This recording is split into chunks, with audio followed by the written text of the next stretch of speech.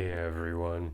For today's topic, I want to discuss how we live in the age of disconnection, which is really ironic because obviously, in theory, we're living in the age of connection because we have the internet, social media, we have all these ways of interacting with people, even when we're miles upon miles apart. We've got cell phones, we've got FaceTiming and text messaging, we've got so many ways of staying connected to other people.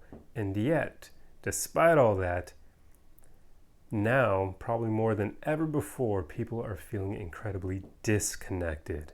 People are feeling like they can't breach that gap between each other and have human connection anymore. We're seeing it now how weird modern dating is. It's becoming harder and harder for people to create those intimate connections with each other, especially in person. I mean, heck, it's so weird to me nowadays how there are people who have more game with online dating or talking or shooting their shot on social media than they do in person. There are guys out there, and maybe even women too, but since guys are the initiators, probably don't see the opposite too often, but there are guys out there who are really good with online game. But then when women meet up with them in person, the guy comes off completely different because he can't back it up with his energy in when he's physically with her. And that's just mind-boggling. Like, I'm the opposite way. I'm really good in person and I suck completely online. That's one of the reasons I don't like online dating. I'm not good at it. For whatever reason, it's like my energy, the way I am, doesn't translate well online. But in person, I love hanging out with women I find attractive because it's like it unlocks this part of me that otherwise I kind of have to keep hidden away because it could probably get me into trouble in like the workplace and in other areas. So yeah, it's really interesting how even though the world is so connected nowadays, in theory, it really is, but people are feeling so disconnected from each other. It's really bizarre to me. Like social media is, it's basically like a medium for a lot of human, well, should I say, it's a medium for a lot of the bad parts of humanity to come out, like our narcissistic tendencies. I don't really want to say that because narcissism gets thrown around so much to the point people are almost equating it to selfishness when that's not, like they're not the same thing. Narcissism is literally a personality disorder. Selfishness is just a quality anyone can have when they start putting, or when basically they care about themselves more than anybody else, or even to the point where they don't care about others. But yeah, it's just social media and the internet have created this online arena where anonymity reigns supreme. And when people act in ways where they're anonymous, it often brings out the worst in them.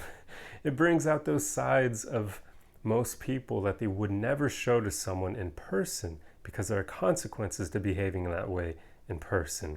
So you'll have people being incredibly rude, talking crap, like you get a lot of guys out there throwing around words they would never say to other men face to face, especially a man who's like more physically fit than them because they know the consequences there could be getting their butt beat. And yeah, you just get people being really ugly and rude and callous towards each other, and they would never behave that way in person. And then you also have, as I mentioned earlier, you'll have like people being way more confident than they are. That's like those guys who are really good at spitting game online but can't back it up in person. It's like that anonymity brings out this confidence that they don't have in situations where there is no anonymity, where people can see who they are and know who they are. Yeah, so basically social media and the internet create this realm of no consequences, and it brings out really bad sides of humanity, or it just creates this environment where people don't really seek connection anymore, even though it should be a way of connecting others. Instead, they just start seeking self-interest. They start finding ways to validate themselves and gain attention, like the women. I'm using women as an example because they behave in this way far more than men, where they have a ton of selfies. It's just all videos of them, or you know what I'm talking about. They take a video of them just like smiling and tilting their head at the camera while wearing makeup, and that's all the video is. They're not even talking. They're just literally saying like, look at how pretty my face is. It's like, what the hell is that? That's not providing anything to society. And yet you see a lot of that, and that's basically someone just seeking attention and validation because probably they're a bit lonely. They have insecurities they need to work on. They need that constant validation to feel good about themselves because they don't have any self-love, and maybe their self-esteem is low. And basically, social media and the internet provide outlets for people with insecurities and other issues that they haven't chosen to work on yet. So it basically feeds into our issues in a way, and it creates a lot of disconnection because of that. And this is why modern dating is so weird, because social media provides a way for people to not work on themselves, to find outlets to get those dopamine and serotonin hits so they never feel the need to work on themselves, to attract decent partners in person. And you'll get people who, because of their insecurities and issues, will also use social media and the internet to cheat like crazy because they now have all these options to work with. And each option presents a new form of validation and attention. Each option presents a way of saying, this person loves you. You're able to have fun times with them in the bedroom. That's an act of love, right? Not really, but a lot of people, if their parents didn't treat them well, if their father wasn't around or their mother wasn't around to give them that love and that nurturing that every child needs, they'll then have those issues of seeking that nurturing as they become an adult. And social media can provide a way of getting it, or so they seem. It's not really, it's like a false way of getting it. But you get a lot of people who will then start seeking that physical pleasure of doing monkey business in the bedroom. I should call it bedroom Olympics is a better analogy for it, or euphemism should I say for it. But yeah, you'll get people who they try to fill a void within them using social media to find partners for short-term pleasure, and they don't understand how damaging that can be in the long run. And now you have all these people spewing just horrible ideas like you only live once, so you should make really bad decisions, because if you seek short-term pleasure, at least you'll be enjoying yourself, even though in the long run you're really destroying your life and your psyche and whatnot. Like, you're destroying your personality, and you're making it so it's going to be very difficult for you to attract a great partner later on, because you're buying into all these unhealthy, sometimes even toxic behaviors that will scare the crap out of someone who's actually a good partner. So with that, you'll only attract bad people, and so on and so forth. I'm kind of going on a lot of different tangents here, but basically I'm trying to show how these are some of the reasons why, even though the world is so connected now thanks to technology, we feel so disconnected from each other, because all this technology has taken us away from one of the very things that make our human existence feel real and allow us to deeply connect with others, and that's interacting in person with each other, not having anonymity, because you see each other face to face. Like, that anonymity creates a bunch of issues, and then social media is a way to just enable so many insecurities and bad behaviors, and it just creates people that, as I say in prior videos, are average. They've got all these problems, they're not working on them. Many of them aren't even aware of the problems they have. Many of them don't want to be aware of it, because that would be taking personal accountability for the way they act. Many people don't want that, because sometimes that can suck. It will let you know when you're holding yourself back. And if you have a lot of insecurities and trauma you haven't healed, you are definitely holding yourself back in probably more ways than one. People don't want to face that. So instead, they just use social media and the internet to find ways to validate themselves, to seek short-term pleasure, and avoid dealing with their problems in life. And then they go out there into the world and interact with people face to face on the physical level, and they just can't connect with them. There's that disconnection because they don't know how to connect anymore. They've lost that part of them, so they're out of touch with it. It's so crazy. And this is why I wish there was a way to meet like-minded people in person. I know that with these videos I can meet many of you, and I mean, some of you are freaking incredible, amazing human beings. Some of you are close friends of mine now, and I haven't even met you in person. Like, that is awesome.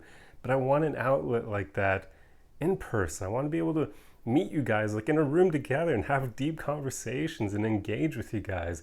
It's not the same when you do it online. Like, it's just, there's that disconnect still, because even in the case where you're working on yourself and you don't have those insecurities and whatnot making you use social media, if you just use it to keep in touch with awesome people, there's still the disconnect that you can't see them and can't talk to them like face to face. And that also is of course going to affect the way we interact with people. And oh man, and this brings to mind something I was talking about with a close friend of mine yesterday, actually, how people are starved for human contact now, like physical touch even, especially after COVID, because they were telling us like, don't hug your loved ones anymore, you could spread COVID to them, get them sick, which was true, of course, but there was an implication to that, or a consequence, should I say, which is now people are starved for physical touch, and we do need that, especially for people who that is like their love language. If you've heard of that term, there is a love language for physical touch that actually happens to be one of mine. I'm very touchy-feely. When I really like a woman, I want to touch her, I want to hold her. So that's why I can't do long-distance relationships, because I'm too touchy-feely. It wouldn't work. How the hell could I have a girlfriend that I'm not able to hold and do fun things with in the bedroom? It wouldn't work. There's no way I could do that. So I don't even bother with it because I know myself. But yeah, it's insane to think about how the world is more connected now than ever before, and yet it's taken us away from the things that make us human. And it's even made it so some people never even learn how to practice those skills that lead to deeper connection. You have so many people who can talk forever online and they're really sociable online, but then they go out there into the real world, the non-online world, and they aren't able to talk to people anymore. They're like afraid of it because they don't know how to. They haven't practiced it because they spent all their time talking to people online, which is very different. There's no energy behind what you're saying. There's no tone of voice. There's no eye contact. There's no, what's the term for it, where like the micro expressions, there we go. There's none of that.